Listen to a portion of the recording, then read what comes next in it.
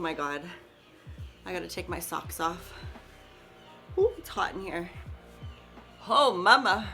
Okay, so I'm in the mood to film. Now that I sat down and filmed, I'm like, okay, I wanna film another video, but I'm gonna do a thumbnail really quick.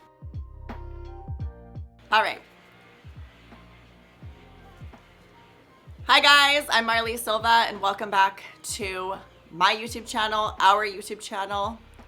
Welcome back, honey. So in this video, I'm gonna be filming, I've been wanting to film this for a while, but I think today is the day. Okay, I'm gonna be titling this video, Being Emotionally Immature in Your Mid to Late 20s is a Problem.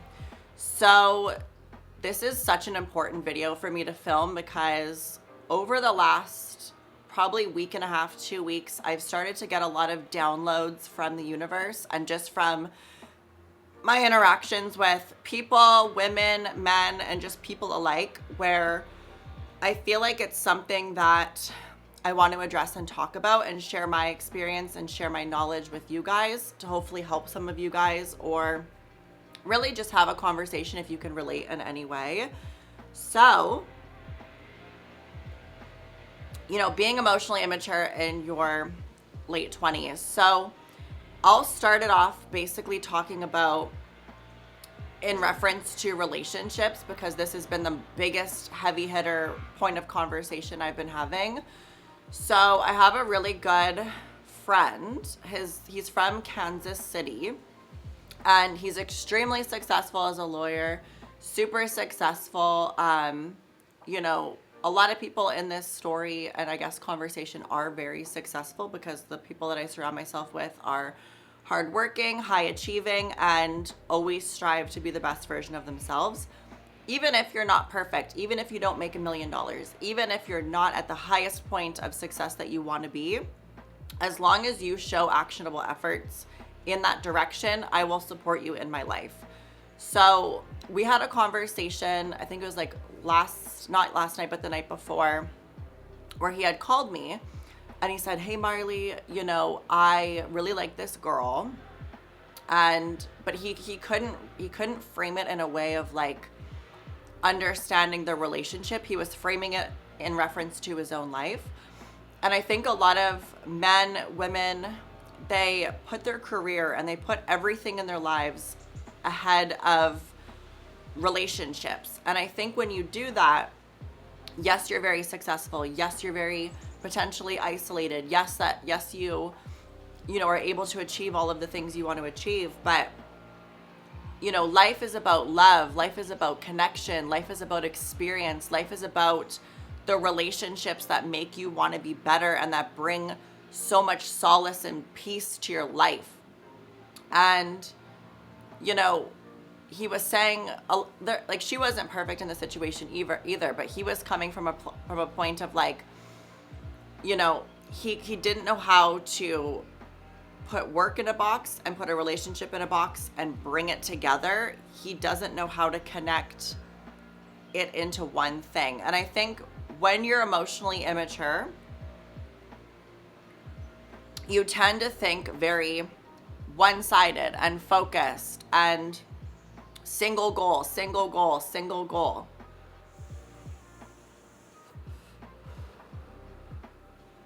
And the reality is, you know, when you have a fixed mindset and you only think about one thing and you're only focused on one thing, you're only going to get more of that one thing. So, you know, relationships take a lot of sacrifice, a lot of effort, a lot of change, right? A lot of relationships take a lot of change between both people, right? What one person will tolerate is completely different from what another person will tolerate. And that goes through all of the relationships in your life. But I think having a balance and having a consensus of the two is what brings such a beautiful love into your life. Life isn't always one or the other. Sometimes life is, I'm gonna turn this light off because it's messing with my focus. Life isn't always one or the other. Life is multifaceted and there's so many layers to situations in general. So, you know, when it comes to love, like what I've learned at least is like, You have to be willing to apologize. You have to take accountability when you're wrong. You have to see how you make another person feel, even if you don't understand it. Even if you can't relate to how they're feeling, you don't understand it, you think it's silly, it's not something that you ever have to deal with. You still have to a certain degree, hold space for that person and understand this is their reality. This is their reality at this moment in time right now. This is how they feel, right? They can change months from now to become better and to learn and to grow from it. But this is what they are and what they're feeling right now. And I think emotional intelligence comes with self-awareness, humility. You have to be humil. You have to be humil. You have to be humil. You have to have humility. You have to be able to look at yourself, turn the mirror, and be like, okay, I suck at this. I really need to work at this. These are my weak points. These are my stressors.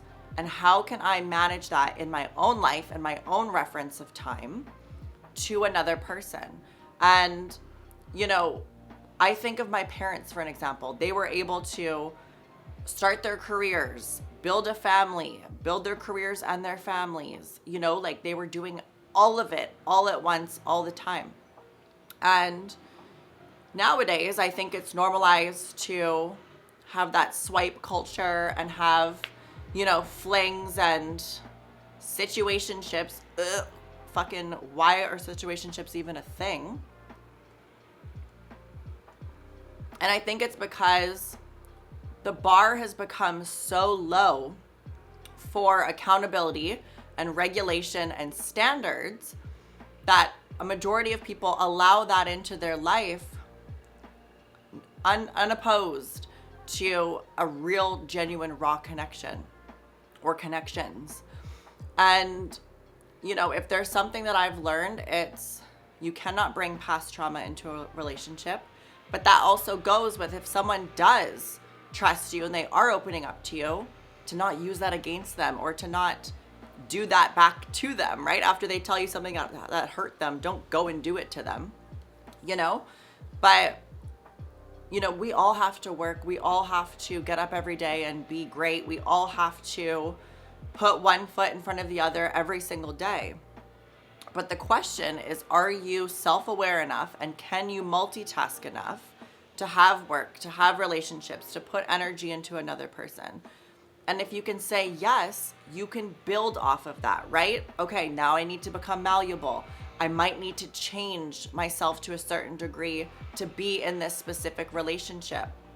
I need to learn to communicate. I need to learn to be vulnerable. That's a huge one. Be vulnerable. I need to let this person see me and get the ick. I need this person to see me with my fences down and with no defense and see me and let them decide if they like my weirdness enough to be with me. That is a healthy, well-rounded person. And when you're emotionally immature, you can't even begin to conceptualize or think of another person in that way because you're so fixed on your minute mindset. And, in your late 20s, that's going to become a really, really big issue because, coffee break. I love Starbucks so much.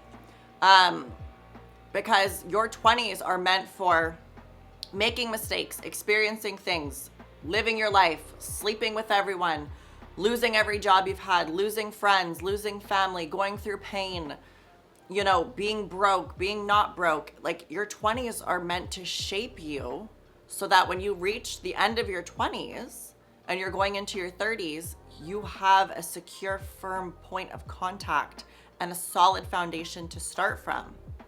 And, the next point is emotional intelligence. So being emotionally aware and emotionally intelligent are completely separate things. Being emotionally aware is being aware of your emotions. This makes me feel that way. This makes me feel this way. I don't like this. I do like this. This is hard for me. This is easy for me. Being aware of your emotions so you know how you project and express those emotions to others, but how you also respond and react to those emotions as well. This guy's right in front of the house doing the leaves. anything to make him stop. Emotional intelligence is a refined version of awareness. So when you're emotionally intelligent, you've understood your triggers. You've understood your soft points. You've understood your weaknesses. You've understood how you make others feel and how you make yourself feel. That is being emotionally intelligent, because you've already mastered the awareness and now you've built knowledge on top of that. So now you're an emotionally intelligent person. When you enter relationships, you're not perfect. You're not a fully 100% marked person. You're still a work in progress, but you're going into that with all of those tools and all of the right aspects to be able to be a healthy person to another person and a healthy person to yourself. And I think a lot of us focus on the other person so much. Is the other person good for me? Is the other person this to me? And the reality is, well, you have to start with yourself, right? If you understand yourself, you'll have the capacity to understand others. And emotional intelligence in your late 20s is so important for relationships because, using my last relationship as an example, I had years and years and years of being in love, understanding what it was like to be in love, understanding what it was like to cater to another person to a certain extent. And with that came a lot of baggage and experience. But I was in that relationship with so much work done, and I was like, why can't we talk about difficult things? Why can't I communicate something that I don't like and there's change? Why am I constantly at this roadblock? And I realized that I had done so much work in the past to get me to this point. And the person that I was with did not have that much relationship experience, did not have that much emotional self-awareness. They were emotional intelligent to a certain degree with themselves, but they couldn't turn the mirror and be emotionally intelligent towards others. It was almost like there was this gap that you could not cross because they just couldn't be vulnerable enough to get there. And, the next point was self-awareness. And I think self-awareness kind of ties into that because we did touch on that on the last 2 points. Boundaries, right? So when you're a person with boundaries, I think people like to say boundaries as if it's like a way to like a hierarchy type of thing, but it's in reference to love, it's really not. So boundaries, right? Like, I will tolerate this, I won't tolerate that. I'm monogamous. I pray every single day. I have faith. I believe life should be structured this way politically. Like I believe that the financials should be dealt with like this. You have to meet up with that person on those levels, because if you disagree on those types of really key, crucial parts of the relationship, years down the road, you're going to be arguing who's paying the hydro bill. You're going to be arguing about who they vote for. You're going to be arguing whether you want kids or not. So you have to have boundaries in place of what you want and what you don't want, because that is the standard to what you're setting that relationship to be. Self-love, we did talk about as well. Humility and being humble. Humble's a big one. So I think this all kind of wraps into being humble, because when you're emotionally self-aware and you're emotionally intelligent, that comes with a certain level of humility as well as like a baseline of being humble, because in a healthy way. Obviously, we're not talking about manipulation and people that use that as to a detriment. But when you're very emotionally intelligent and you have a lot of humility, when you go into a relationship, you're coming at a point of contact that's equal. And that also comes with a lot of like, I have to be vulnerable. I have to let them see me at weak moments. I can't always be perfect. I'm a human. They're going to see those raw individual sides of you. And you have to be humble to express that in an honest way, even if there's criticism, even if they don't like it, even if they're uncomfortable. And if you're with the right person, seeing you in those moments will only make them feel closer to you. Patience. So this is the second last point. So patience. Patience is so important when it comes to being emotionally mature because the first thing that comes to my mind is sexual discipline. So we'll use that as an example. So in love is patient, love is kind. There's a saying somewhere in the world that love is patient and love is kind. When you don't rush things and you let them progress at a healthy nature, the way it's supposed to, when you watch love movies and sometimes they hit it off right away, or sometimes it's like a slow burn and they slowly get closer and build that emotional bond. A lot of that comes with patience. And anything worth having takes time. And that's not to say that you can't on the first date and not be in love forever. That's not to say that at all. But it is to say that you have to be patient with yourself and you have to be patient with your partner. In order to build something on a solid foundation, that comes with a lot of patience. That comes with a lot of ebbs and flows and learning each other and understanding each other and communicating and being vulnerable. All of that works together. And to tie into being sexually disciplined, if you haven't practiced, you know, for me, my form of practice was every man in God knows fucking city, because my self-worth was so low that I wanted validation from other people. And now that I don't want validation from other people and I've already experienced everybody and anybody, I have the discipline because I know what I like and what I don't like. I know what I want and what I don't want. I don't want John down the street that is gonna light a big fire and then it goes out just as quick as it started. I want Timothy down the lane that's going to slow burn the fire, slowly add wood to the fire, keep it burning over a long period of time, keep adding to it patiently and letting it grow and become warmer and keeping the coals at the bottom super, super hot. Marley and her metaphors again. Love it. And my analogies, but it's so true. Like, you have to be disciplined, because if you're monogamous, that takes a lot of patience and that takes a lot of discipline, because in today's day and age, there's porn, there's every avenue of swiping, there's, you know, so many chances to be a certain type of way. And if you want monogamy and you truly want one person and you truly are able to handle that, that comes with sacrifice, patience, acknowledgement, and discernment. And that's a really big factor, because if you can meet all the other marks on the list and you're not sexually disciplined, you're sporadic, you're not controlled, you're unpredictable, you're spontaneous. In the retrospect, those aren't bad things individual. But in a relationship, if you're not holding that firmly, that's a recipe for disaster.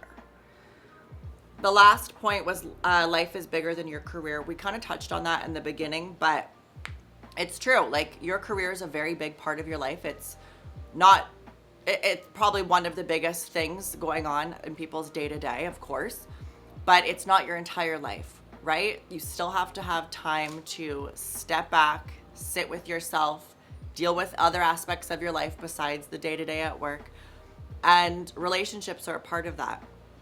And the older I get, the more I realize that life is a balancing act.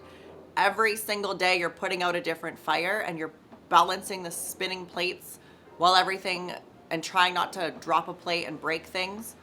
But at the end of the day, if you try, you know, that'll get you a step forward to where you want to be. Oh my God, you guys, my leg's asleep. Woo, mama. Oh yeah, she's asleep. But yeah, I hope you guys took something from the video. I really wanted to film, you know, why it could be so negative to be emotionally immature in your late 20s, and I'm happy that I did. So I really hope you guys enjoyed. I'll see you in my next video. I love you guys a lot, and I hope you have a good day. Bye, guys.